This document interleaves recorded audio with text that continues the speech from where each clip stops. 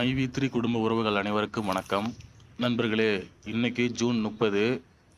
இன்னைக்கு நான் சேலம் ஒரு வேலையாக வந்திருந்தப்போ மீட்டிங் நடக்குதுன்னு கேள்விப்பட்டு அந்த இடத்துக்கு போனேன். பார்த்தீங்க அப்படின்னா வெளியவே வந்து ஒரு 50க்கும் மேற்பட்ட பைக்கு நிற்கிது.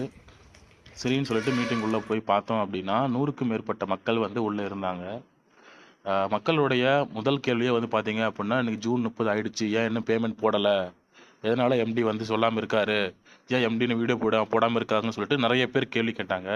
அதில் ஒரு சில பேர் வந்து பார்த்தீங்க அப்படின்னா, இத்தனை நாளாக பொறுமையாக இருந்தவங்க ரொம்ப கோவப்பட்டு பேசிட்டாங்க. நாங்கள் இவ்வளோ நாள் பொறுமையாக இருந்துட்டோம், எங்களுக்கு கமிட்மெண்ட் அதிகமாக இருக்குது, கடன் தொல்லை அதிகமாக இருக்குது, 4 மாதம் நாங்கள் ரொம்ப பொறுமையாக இருந்துட்டோம், எம்டி சொன்ன மாதிரி ஏன் இன்றைக்கி பேமெண்ட் போடலை, என்னாச்சு அவருக்கு அப்படின்னு சொல்லிட்டு நிறைய பேர் கேட்க ஆரம்பிச்சிட்டாங்க.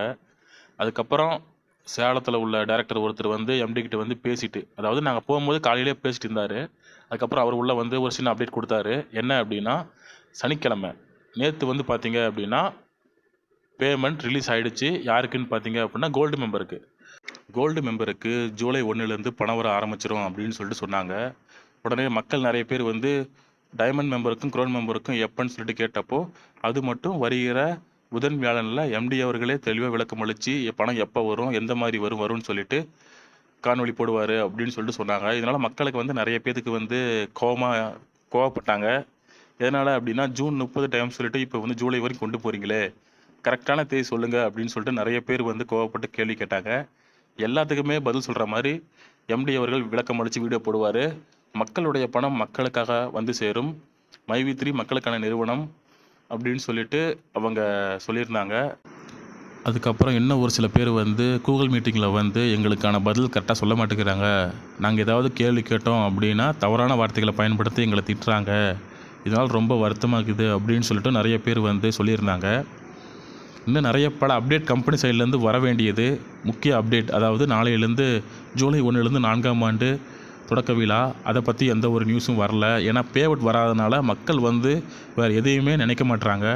நாளையிலேருந்து 4ஆம் ஆண்டு துவக்க விழா, அடுத்தடுத்து கம்பெனியில் பலவிதமான புதிய அப்டேட்கள் வரப்போகுது. அது எதை பற்றியுமே இன்றைக்கான மீட்டிங்கில் எதுவுமே பேச முடியலை. பேஅவுட் எப்போ வரும்னு மட்டும்தான் மக்களுடைய கேள்வியாக இருந்துச்சு. அதுக்கு பதிலாக வந்து வருகிற புதன் வியாழனில் எம்டி அவர்கள் பதிலளிப்பார் அப்படின்னு மட்டும்தான் இன்றைக்கான மீட்டிங் போயிட்டு இருந்துச்சு.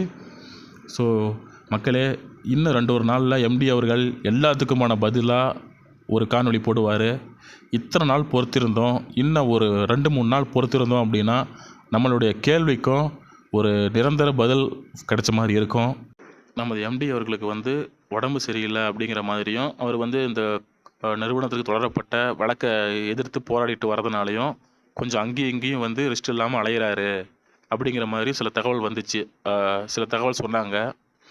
எம்டி அவர்கள் நலமாக இருக்க அந்த இறைவனை வேண்டி கேட்டுக்கொள்கிறேன். எம்டி அவர்கள் சொல்வது போல் 2026 நமது நிறுவனம் நம்பர் 1 நிறுவனமாக வரும். அதுக்கான முயற்சியில் நம்ம அனைவரும் ஈடுபட வேண்டும். நல்லவர் லட்சியம் வெல்வது நிச்சயம். நன்றி, வணக்கம்.